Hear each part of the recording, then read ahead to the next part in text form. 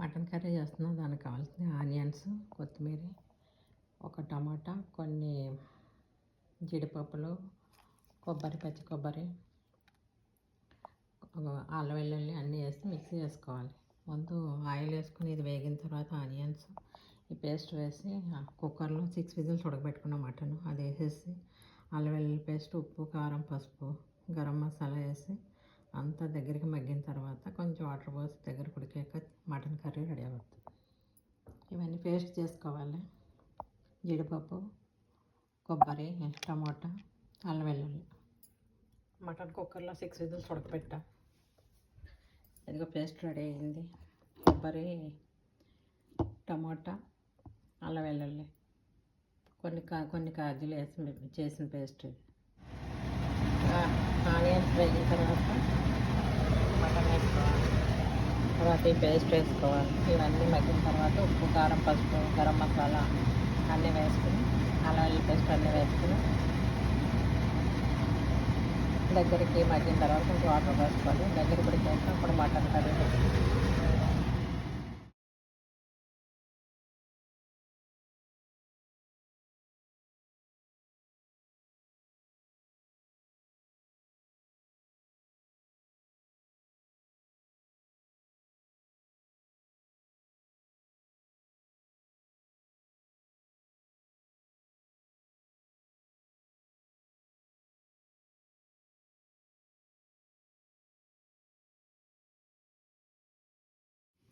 Onions వేగిన తర్వాత mutton కుక్కర్లో 6 విజిల్స్ ఉడకబెట్టుకున్నాక ఆ మటన్ ఇందులో వేస్తా. ఇందులో పేస్ట్ చేసి పెట్టుకున్న కొబ్బరి, కొంచెం కాజు, టమాటా, అల్లం వెల్లుల్లి పేస్ట్ అన్నీ వేసి ఉప్పు, కారం, పసుపు, గరం మసాలా వేస్తా. ఇదంతా బాగా దగ్గరికి మగ్గిన తర్వాత ఈ వాటర్ పోసుకొని దగ్గరికి ఉడికాక మటన్ కర్రీ రెడీ అవుతుంది.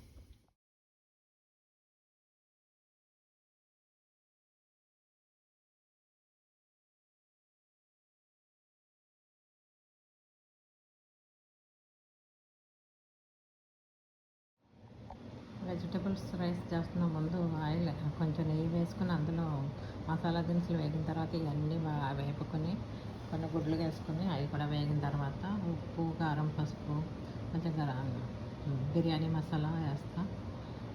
కొన్ని కొబ్బరిపాలు వేస్తా. 1 కప్పు రైస్కి 2 కప్పులు వాటర్ పోసి 3 విజిల్స్ ఉడికిన తర్వాత వెజ్ బిర్యానీ రెడీ అవుతుంది.